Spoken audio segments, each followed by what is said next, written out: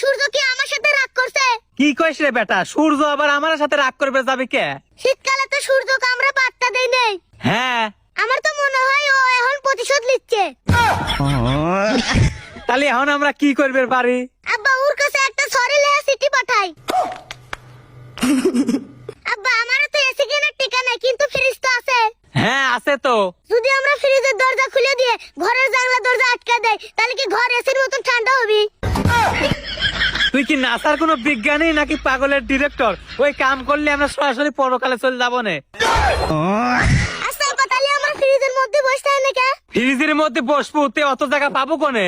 কে আমি নরমালে থাকবো, তুমি ডিপ ফ্রিজে থাকবে। আরো মূল্যাম না বুঝছে। আব্বা সূর্য বাংলাদেশের ম্যাপ ছিল লকিডা। এ বেটা তুই কি চাস তোকে টানা রোদের মধ্যে আমি পাইতে তুই? না আব্বা, আমি ভাবতেছি সূর্যর কি গরম লাগে না? লাগাই তো। তে ও ফ্যান চালায় না? আবারও মূল্যাম না বুঝছে। আব্বা আমার মাথায় একটা বুদ্ধি আইছে। কি বুদ্ধি রে বেটা? আমি বাড়ির যে ফ্যানের সাথে বরফ বাঁধি দেবো, তাহলে কি হবে? তাহলে আমার ঘরে শীতকাল চলে আসবি।